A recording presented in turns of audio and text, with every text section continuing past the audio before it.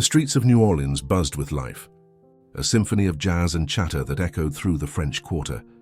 Amidst the vibrant chaos, Lila Monroe moved swiftly between tables in a modest diner. Her apron was stained with coffee spills. Her feet ached from double shifts, but her smile never wavered. For every plate of gumbo served, her silent prayer lingered. This will be enough to cover Mom's medication. Lila wasn't just a waitress. She was a dreamer shackled by reality.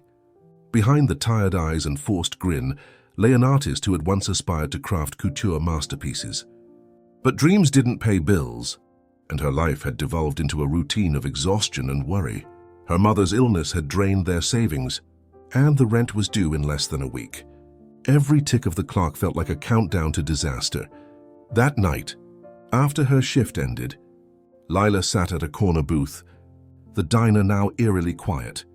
She thumbed through overdue notices on her phone, each one feeling like a slap in the face. As the rain began to patter against the windows, a sharp knock startled her. She looked up to see the night manager, holding a thick cream envelope. "This came for you," he said, his brow furrowed. "For me?" Lila asked, confused. She never received mail here. Taking the envelope, she noticed it was unmarked except for her name written in an elegant script. Her heart raced as she carefully opened it, revealing a single handwritten letter. "Dear Ms. Monroe, I have been following your story with great interest and would like to extend an invitation that could change your life. Please join me at the Rosewood Estate this Friday at 7 p.m. It is a matter of urgency and significance. Transportation will be arranged. This opportunity may never come again. Sincerely, William Rosewood." Lila stared at the letter, the ornate signature at the bottom practically glowing under the dim diner light. Who is William Rosewood? She thought. She vaguely remembered hearing the name. A reclusive millionaire rumored to own half the historic mansions in the city. But why her? Why now? She couldn't sleep that night. Questions gnawed at her. Was this a scam? Some cruel joke? Yet, a part of her whispered, what if it's real? With her financial situation in ruins and her mother's health worsening, Lila felt the crushing weight of desperation. And desperation had a way of making anything seem possible. The rain was relentless as Friday arrived. A sleek black car waited outside her apartment, just as the letter promised. Lila hesitated, clutching the envelope as if it were a lifeline and a curse. She climbed into the car, her reflection in the tinted windows looking like a stranger, a girl on the verge of something extraordinary or catastrophic. The journey to the Rosewood Estate was silent, except for the rhythmic drumming of rain on the roof.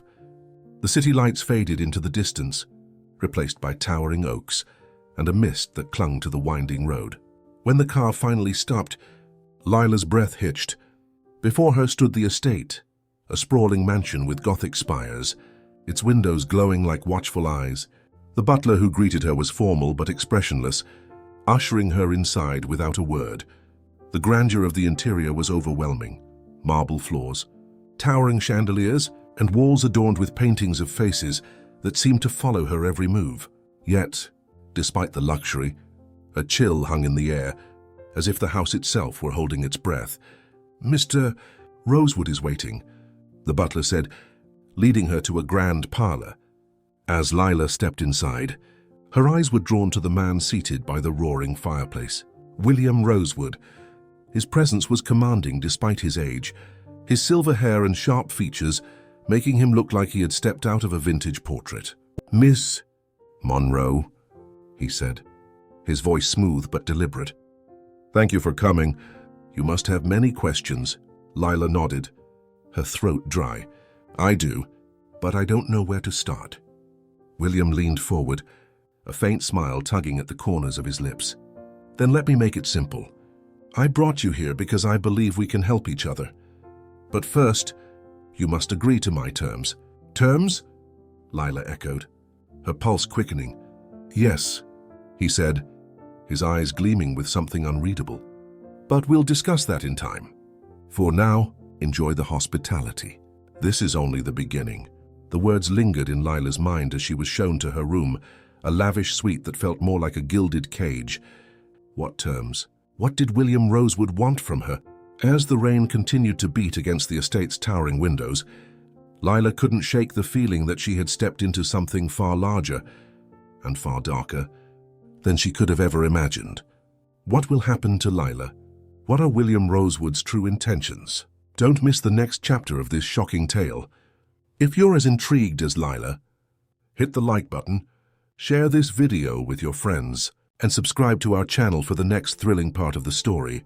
Your support helps us keep bringing you stories that will leave you on the edge of your seat. The grand parlor of Rosewood Estate exuded an air of timeless elegance, with its towering bookshelves, velvet curtains, and antique furniture polished to perfection. Yet, despite its opulence, Lila couldn't shake the feeling of being watched.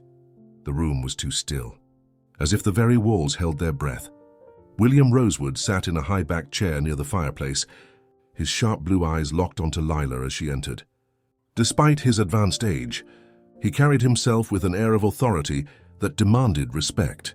His tailored suit and perfectly combed silver hair spoke of wealth, but his piercing gaze suggested he valued power far more. "Ms. Monroe," William greeted, his voice smooth yet commanding. "Thank you for coming. I trust the journey wasn't too troublesome?" Lila hesitated, unsure of how to respond. "It was. Fine. Thank you," she said, her voice betraying her nerves. William gestured to the seat opposite him. "Please, sit. We have much to discuss." As Lila lowered herself into the plush armchair, she noticed a tray of tea and delicate pastries set on the table between them. The scent of lavender and chamomile wafted through the air, but her stomach churned too much for her to even consider eating. "I imagine you must be wondering why you're here," William began, folding his hands neatly in his lap. "And why I chose you?" Lila nodded. "The thought crossed my mind." A faint smile tugged at the corners of his lips. "Good. Curiosity is a sign of intelligence, and I value intelligence above all else. Allow me to explain." He paused, his gaze flickering toward the fire as if lost in thought. "I'm a man who has lived a long and complex life. Rosewood Estate has been in my family for generations, a symbol of our legacy and achievements. But legacies, Ms. Monroe, require careful stewardship. They must be protected, nurtured, and, when necessary, secured." Lila frowned, unsure of where this was going. "What does that have to do with me?" William's smile widened, though it didn't reach his eyes. "Everything. You see, I have no heirs. My family is gone, either through their own misfortune or their own choices. And yet, the Rosewood legacy cannot end with me. It is too important." Lila shifted uncomfortably. "I still don't understand what that has to do with me." William leaned forward slightly, his tone becoming more deliberate. "I need someone to ensure the continuity of my legacy. Someone young, capable, and, most importantly, unencumbered by personal ambitions. In short, I need a companion, a partner, a wife." The word hung in the air like a thunderclap. Lila blinked, certain she had misheard. "I'm sorry, a wife?" "Yes," William said calmly. "A marriage of convenience, if you will. You would take on the Rosewood name, live here as my spouse, and in return, I will ensure that all your financial troubles are resolved. Your mother's medical expenses, your debts, even a trust fund for your future, all taken care of." Lila stared at him, her mind racing. This had to be a joke, some elaborate prank. "You want me to marry you? But we don't even know each other."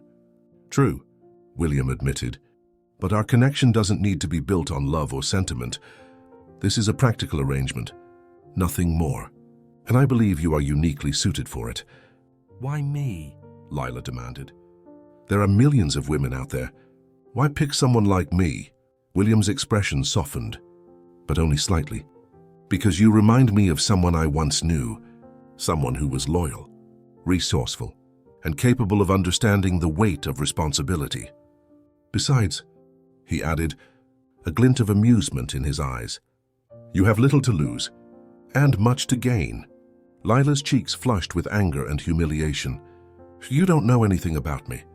On the contrary, William said smoothly, I know a great deal. I know about your struggles, your mother's illness, and your unfulfilled dreams. I also know that deep down, you're considering my offer, because you know as well as I do that opportunities like this don't come twice. Lila opened her mouth to argue, but found herself at a loss for words. He wasn't wrong. Her situation was desperate, and the idea of escaping her financial burdens was undeniably tempting. But marrying a man she barely knew, an 80-year-old stranger with an estate that felt more like a mausoleum than a home? I need time to think, she finally said, her voice trembling. Of course, William replied, leaning back in his chair. Take all the time you need. But remember, time is a luxury we don't always have. That night, Lila was shown to a guest room, a lavish suite that looked as though it belonged in a palace.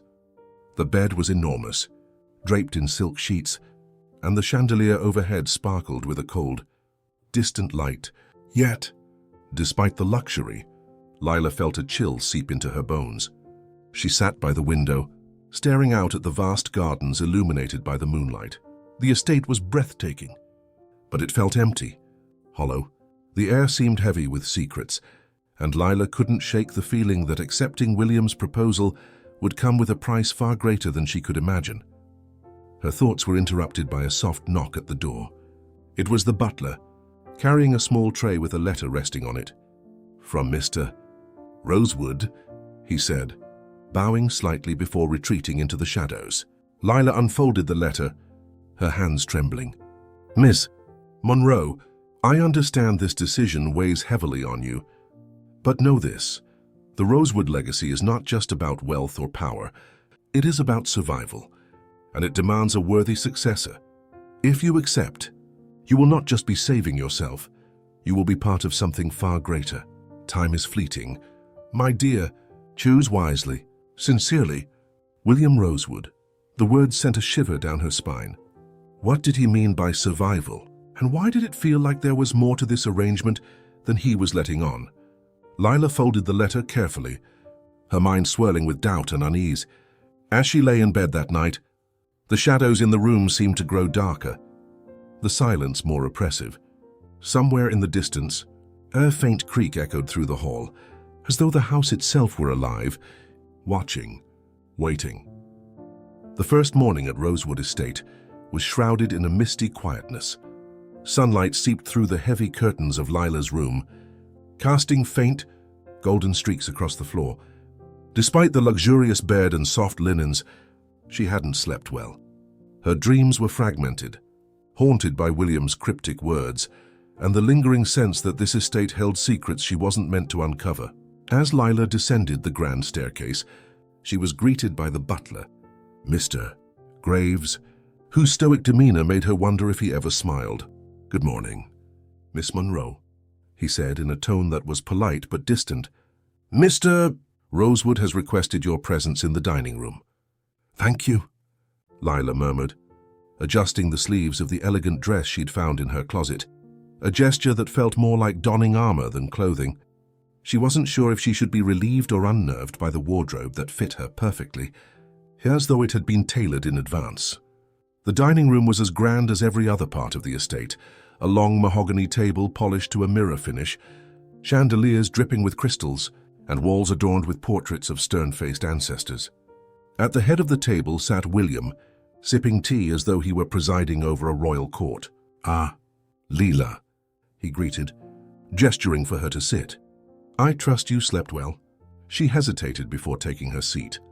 I slept. All right. Good, he said with a faint smile.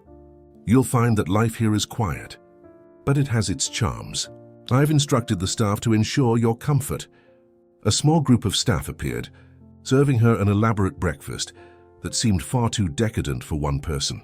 Lila's stomach churned, not from hunger, but from the growing unease that gnawed at her since her arrival. After breakfast, William gave her a brief tour of the estate. The mansion was a labyrinth of hallways, grand ballrooms, libraries, and parlors. Everywhere she looked, there were reminders of the Rosewood legacy, portraits, antique furniture, and even a grand piano that William claimed had been played by a famous composer in the 1800s. "And this," he said, stopping in front of a door with intricate carvings, "is the East Wing. It's off limits. I'm afraid it's where I store family heirlooms and personal belongings." "Off limits?" Lila asked. Her curiosity piqued. William's tone sharpened ever so slightly. "Yes, I trust you'll respect that." The unspoken warning lingered as he moved on, leaving Lila standing in front of the door for a moment longer than she should have. There was something about the East Wing, a heaviness that seemed to emanate from behind those locked doors.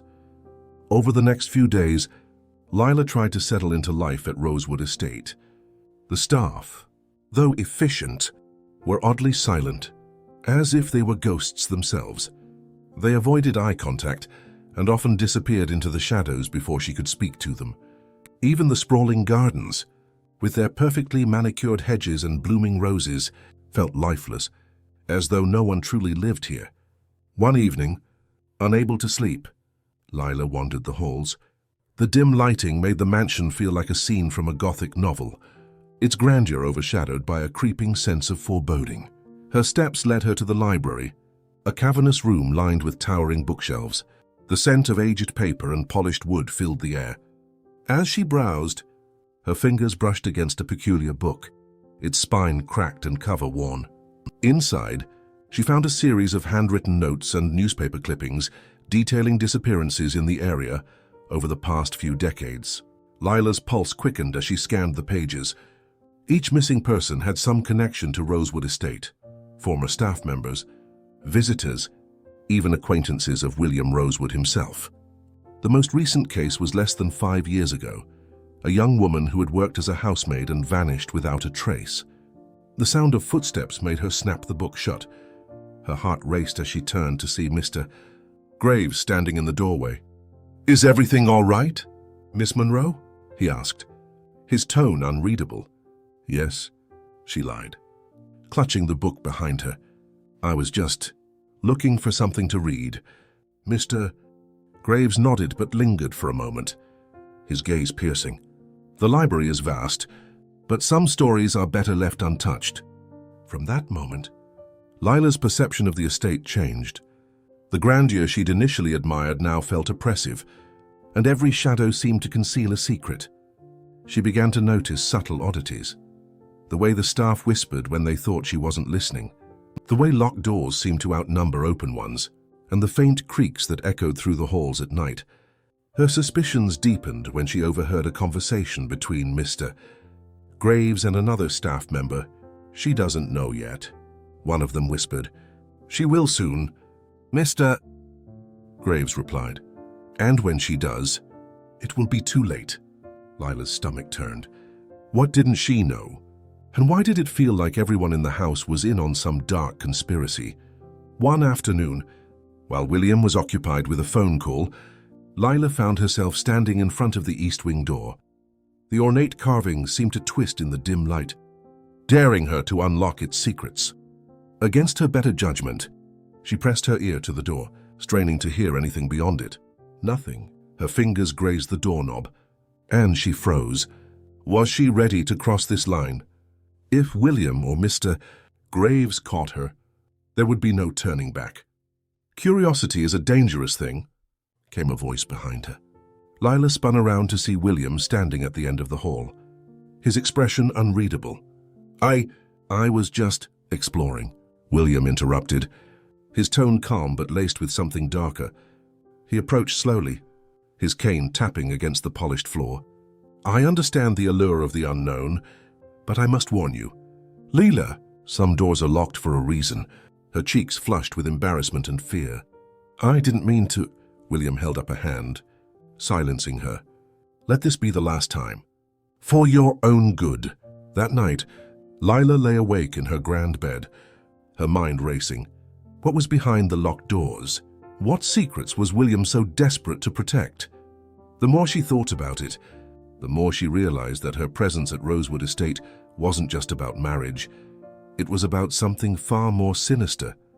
The sound of distant footsteps echoed through the halls, breaking the stillness of the night. Lila sat up, her heart pounding. She wasn't alone in this house, not truly. The question was, who or what was she sharing it with? The days at Rosewood Estate passed like a slow-moving fog, thick with unease and unanswered questions. Lila felt trapped, not just within the mansion's towering walls, but within the web of secrets that seemed to tighten around her with each passing moment. The locked east wing was a persistent shadow in her mind, a door that seemed to whisper her name in the stillness of the night. One afternoon, Lila found herself wandering the mansion while William was occupied in his office. She ventured into the study, a room she hadn't explored before. The heavy scent of leather and old books filled the air, and the desk, though tidy, seemed to invite curiosity. Lila's eyes landed on a small drawer slightly ajar. Inside was a brass key, its intricate design unmistakably crafted for something important. Her heart raced as she realized it could be the key to the East Wing. The thought of finally uncovering the truth sent a thrill of fear through her. Pocketing the key, she glanced around the room, half expecting Mr. Graves or another member of the staff to appear and reprimand her. But the house was eerily silent. That night, under the cover of darkness, Lila crept through the halls. The mansion seemed alive, groaning softly as the wind howled outside.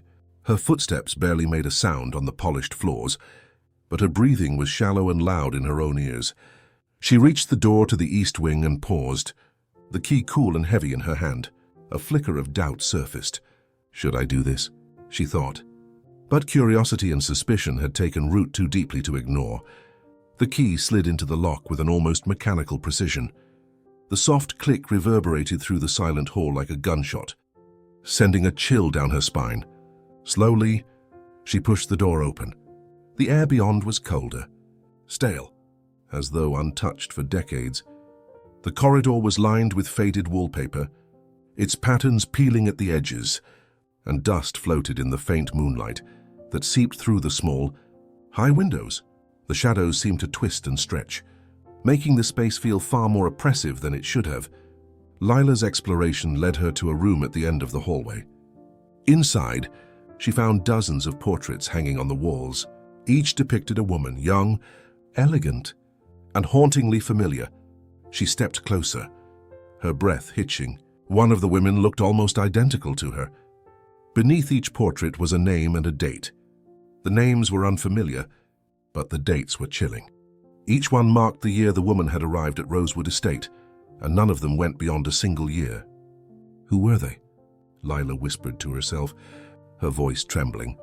Her gaze fell on an empty frame at the center of the wall. Beneath it, a brass plaque glinted in the faint light, bearing the words reserved for Lila Monroe. Her stomach twisted in fear. This wasn't a coincidence.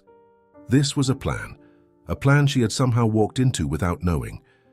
On a nearby table, Lila noticed a leather-bound journal. Its pages were yellowed with age, and the ink had faded in places, but the handwriting was still legible. She opened it to find entries written in William's distinct hand.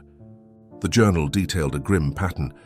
William described inviting young women to the estate, each one chosen carefully for reasons he didn't explicitly state.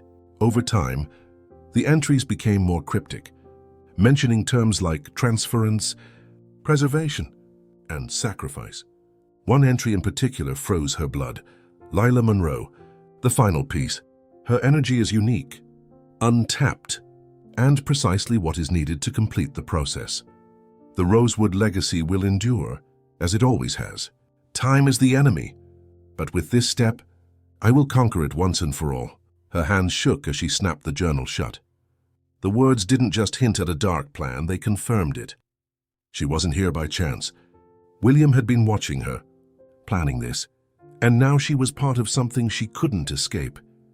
Lila's mind raced as she tried to piece everything together. Energy? Transference? What does it mean? But before she could think further, the sound of footsteps echoed down the hall. Panicking, she stuffed the journal into her bag and looked for a place to hide. The closet was too small, and the room had no other exit. The only option was to blow out the candle she had lit and press herself against the wall, hoping the shadows would conceal her. The door creaked open, and the faint light of a lantern spilled into the room. It was Mr. Graves. His eyes scanned the room, his expression sharp and alert. Lila held her breath, praying he wouldn't see her. After a moment that felt like an eternity, he stepped back into the hall and closed the door. The silence that followed was deafening, but Lila didn't dare move until she was sure he was gone. The next morning, Lila decided she couldn't keep this to herself any longer. She needed answers, and she needed them now. She found William in the grand sitting room, reading a newspaper as if nothing were amiss.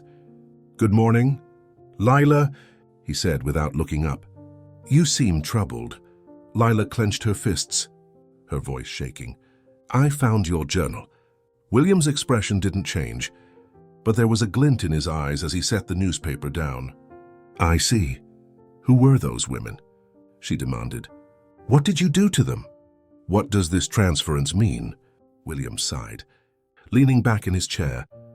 "I see my precautions weren't enough. Very well. If you insist on knowing, I won't insult your intelligence by denying it." He stood, his presence as imposing as ever. "The women you saw in the portraits were, shall we say, contributors to the Rosewood legacy. My family has always sought to extend its influence and its existence. Their energy, their vitality was necessary." Lila's heart pounded. "Necessary for what? To cheat time?" he said simply. "And now, my dear, it's your turn." Before Lila could respond, the butler, Mr. Graves, appeared in the doorway. "Everything is prepared, sir." William turned back to Lila, his expression calm but cold. "You see, Lila, I brought you here because you are special. You have something I need, and it is already too late for you to leave." But William had underestimated her. Lila took a step back, her mind racing with the knowledge she had gleaned. She wasn't just a pawn, she was the key to his twisted game, and she wasn't about to let him win. The mansion seemed colder now, as if the truth Lila had uncovered had seeped into its very walls. The elegant chandeliers, polished floors, and grandiose staircases no longer felt inviting. They felt like a gilded prison. Lila knew she couldn't trust William, and she certainly couldn't trust Mr. Graves or the silent, watchful staff. But what could she do? How could she escape a man who seemed to have planned every move she might make? Lila spent the day wandering the estate, her mind racing for answers. She couldn't confront William again, not without a plan. The journal had given her a glimpse of his intentions, but she needed more proof, more clarity. And, most importantly, she needed to know how to stop whatever was about to happen. Her thoughts turned to the East Wing. There had to be something else hidden there, something that would reveal the full extent of William's plans. She resolved to return that night, no matter the risk. When the mansion had fallen into its eerie nighttime silence, Lila crept through the halls, the key still tucked in her pocket. Her heart pounded as she unlocked the East Wing door once more, the sound of the turning lock almost deafening in the quiet. This time, she moved further into the forbidden area, passing the room of portraits and heading toward the end of the corridor. Another door loomed ahead, larger and more ornate than the others. Its carvings depicted swirling patterns that reminded her of clock faces, each one slightly warped and unsettling. Inside, she found what could only be described as a laboratory. The air smelled of chemicals, and strange equipment lined the walls, glass beakers, tubes, and machines humming with a faint, unnatural energy. A large table stood at the center, its surface covered with papers, diagrams, and, most disturbingly, a set of medical instruments. Among the papers was a document titled The Rosewood Method. Lila's hands trembled as she read the chilling details. The transference William had mentioned wasn't just a metaphor, it was a literal process. Using a combination of obscure science and ritualistic practices, William planned to extract the life energy of his chosen subjects and infuse it into himself, effectively extending his lifespan at their expense. The missing women she had read about weren't just victims, they were sacrifices. And now, she understood why the empty frame in the portrait room had her name on it. She wasn't here to inherit a legacy. She was here to fuel it. A soft sound behind her made her spin around, the papers slipping from her fingers. Standing in the doorway was Mr. Graves, his face impassive, but his eyes gleaming with something almost predatory. "You shouldn't be here." "Miss Monroe," he said, stepping into the room and closing the door behind him. Before Lila could react, the lights flickered, and William appeared in the doorway. His presence seemed to suck the air from the room, his calm demeanor more terrifying than any outburst. "I see you've been exploring," he said, his voice steady but cold. "I warned you about curiosity. Lila, it often leads to unpleasant consequences." Lila backed away, her pulse racing. "You're insane. You think you can steal people's lives to make yourself immortal?" "Insane?" William said, raising an eyebrow. "No, my dear. I am simply pragmatic. The Rosewood legacy is too important to let die with me. Sacrifices must be made, and you should feel honored to play such a vital role." "Honored?" she spat.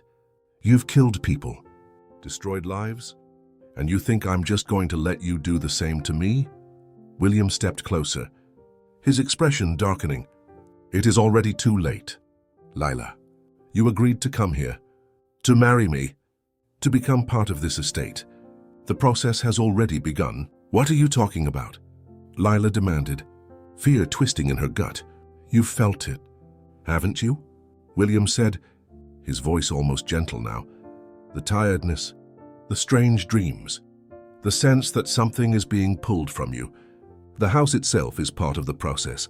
It feeds on you, prepares you, and when the time is right, it will complete the transference." Lila's mind raced. She thought back to the past few days, the restless nights, the strange fatigue that seemed to grow stronger with each passing moment. Was it true? Had she unknowingly been part of this process from the moment she stepped into the mansion? But Lila wasn't ready to give up. Her gaze darted to the equipment around the room, searching for something, anything that could help her. Her eyes landed on a glass beaker filled with a strange, glowing liquid. Without thinking, she grabbed it and hurled it at the nearest machine. The impact sent sparks flying, and the room was suddenly filled with smoke and the smell of burning wires. William shouted, but his voice was drowned out by the deafening hum of the machines as they began to overload. "Run!" Lila screamed at herself.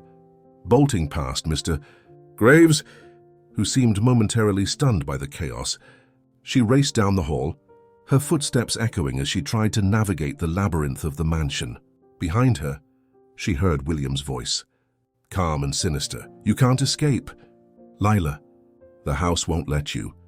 As she ran, the walls seemed to shift, the hallways twisting into impossible angles. Doors that had been open were suddenly locked, and the once familiar layout became a maze.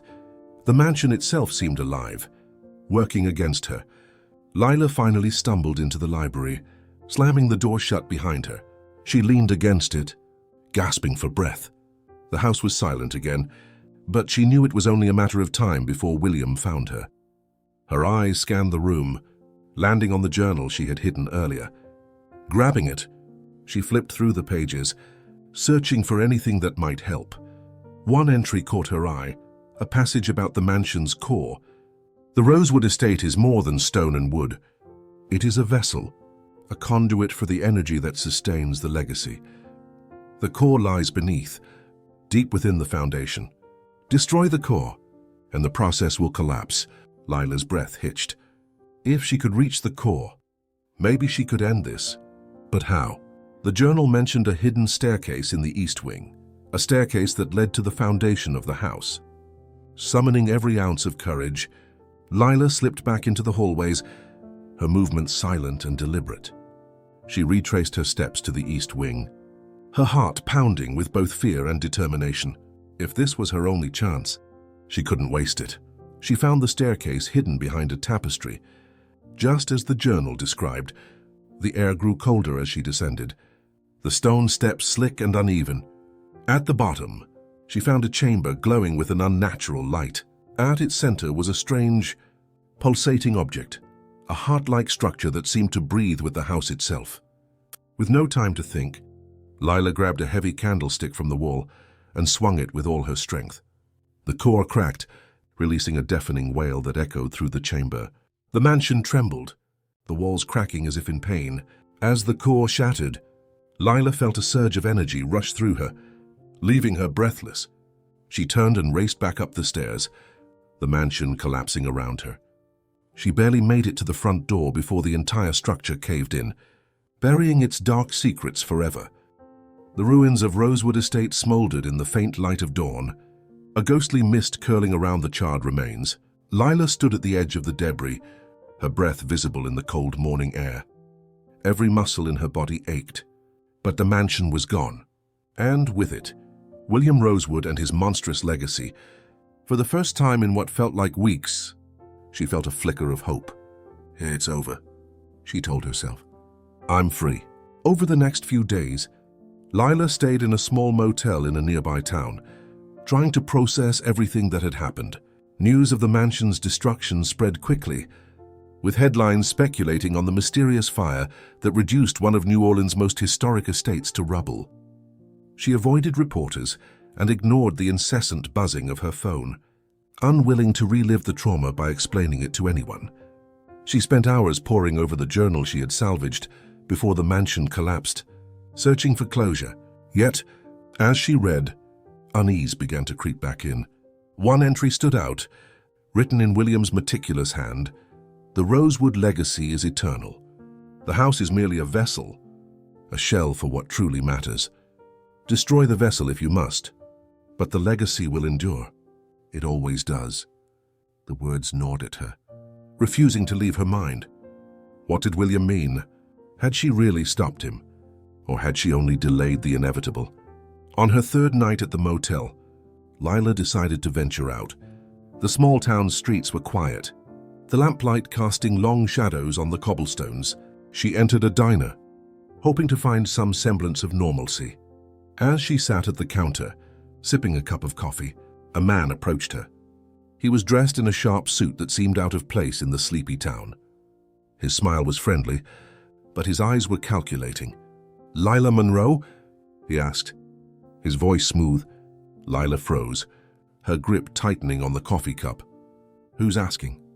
"I represent an organization that had a vested interest in Rosewood Estate," he said, sliding a business card across the counter.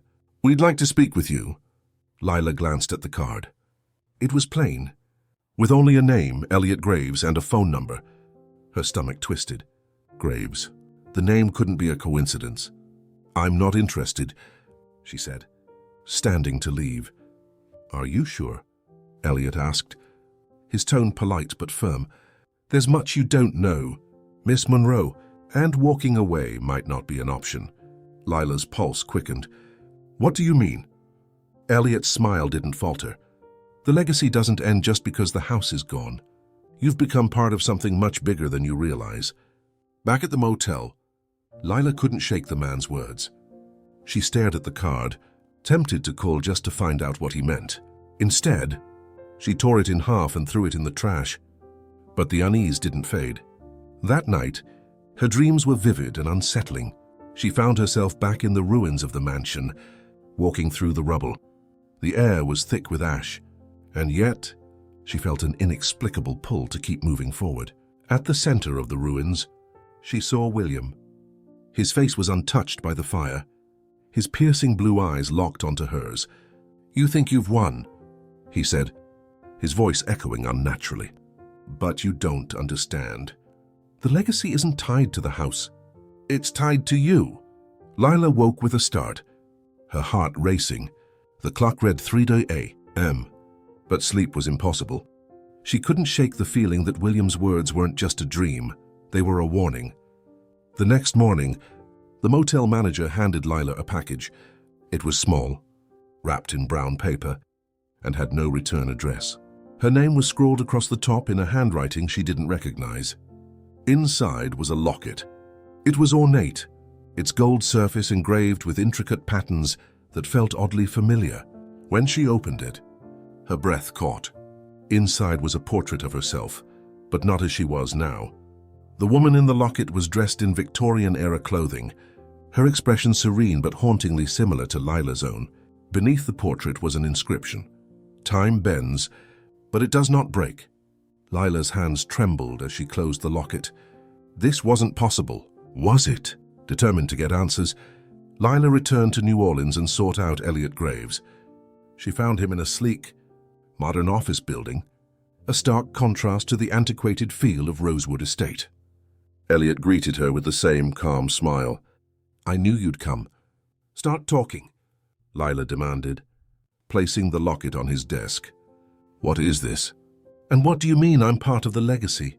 Elliot leaned back in his chair, his expression unreadable. "The Rosewood legacy isn't about wealth or property, Layla. It's about continuity. For centuries, the family has used unique individuals, like yourself, to preserve its influence and power. The house was just one method of achieving that." Lila's throat tightened. "What do you mean?" "Like me, you're a descendant of one of the original Rosewood collaborators," Elliot explained. "Your bloodline carries something special, something William sought to harness. Destroying the house didn't stop the legacy, it simply shifted it. And now, it's bound to you." "No," Lila said, shaking her head. "I didn't ask for this. I don't want any part of it. That doesn't matter," Elliot replied, his tone unyielding. "The legacy chooses, not the other way around."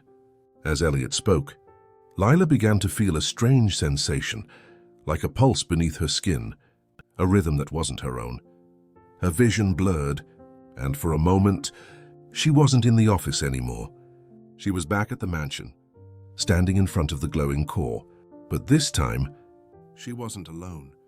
The women from the portraits surrounded her, their faces blank, their eyes filled with an otherworldly light. One of them stepped forward. It was the woman from the locket.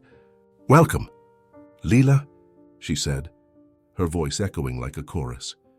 "You've taken your place in the legacy." Lila gasped as the vision ended, snapping her back to reality. Elliot watched her carefully, as though he knew exactly what she had seen. "You can fight it if you want," he said softly, "but the legacy has already claimed you." Lila left the office, her mind spinning. She had thought destroying the house would end everything, but now she realized it was only the beginning. The legacy wasn't something she could escape, it was something she had become. As she walked through the bustling streets of New Orleans, she felt the weight of the locket around her neck, its presence both comforting and oppressive. She didn't know what lay ahead, but one thing was certain: the Rosewood legacy was far from over.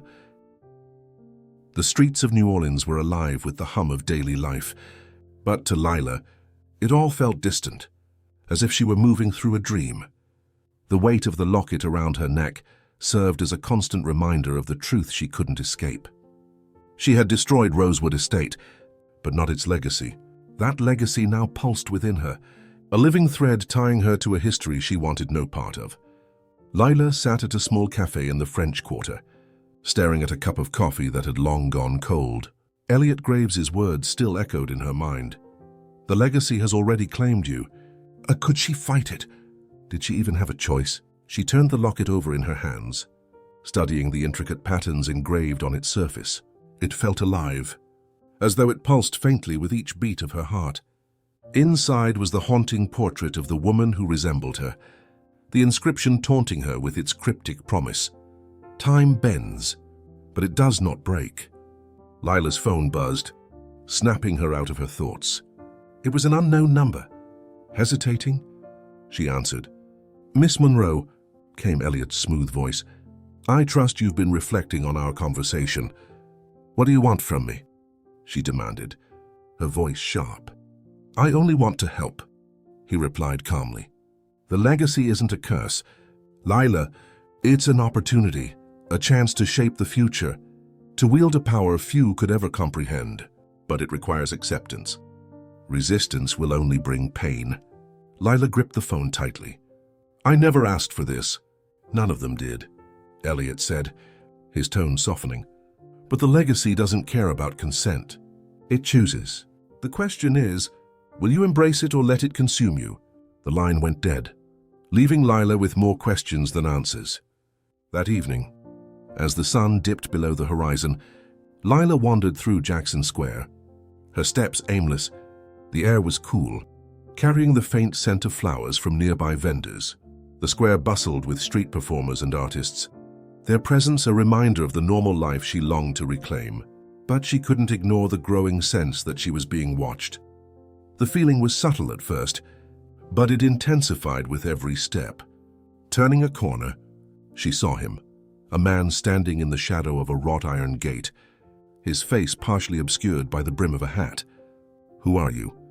Lila called out, her voice trembling. The man stepped into the light, and her breath caught. His features were strikingly familiar. Blue eyes sharp as ice, silver hair combed neatly back. He was younger, but there was no mistaking him. "William," she whispered. The man smiled faintly. "Not quite.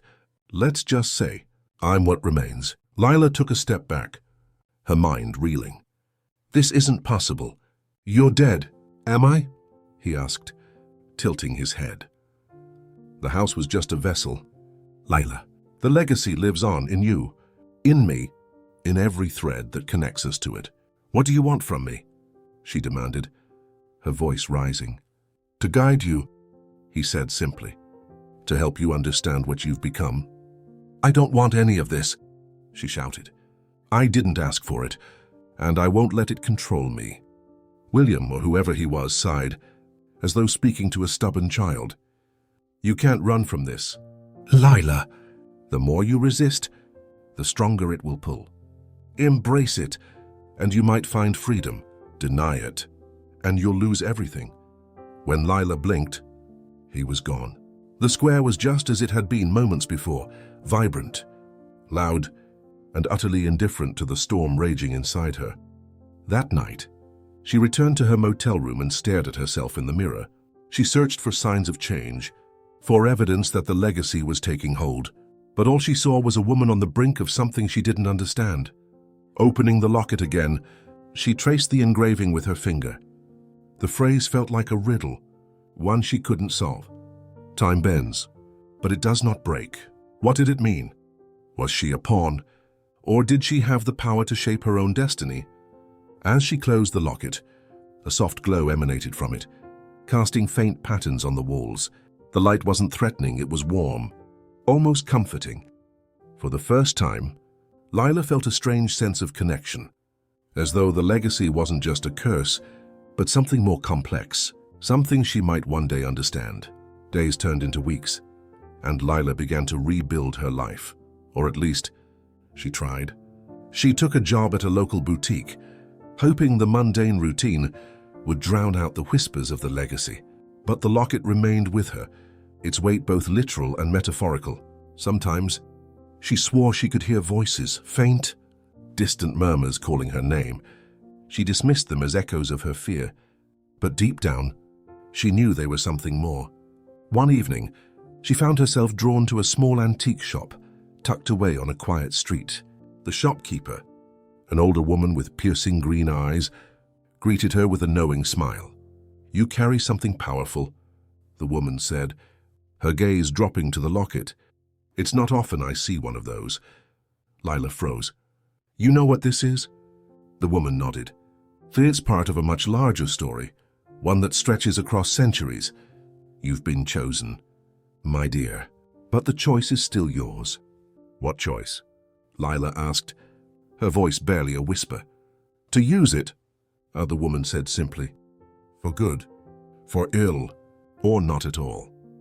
But know this, ignoring it won't make it go away." Lila left the shop with more questions than answers. That night, as she stood by her window, staring at the city lights, she made a silent vow. She didn't know what the legacy truly meant, but she wouldn't let it control her, not without a fight. As the camera pans away from Lila's contemplative figure, the faint glow of the locket pulses one last time. In the distance, the ruins of Rosewood Estate remain shrouded in mist, a quiet reminder that some legacies never truly end.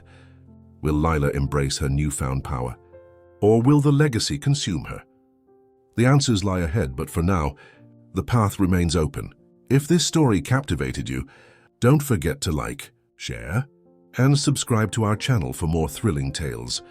Let us know your theories in the comments. What would you do if you were in Lila's shoes?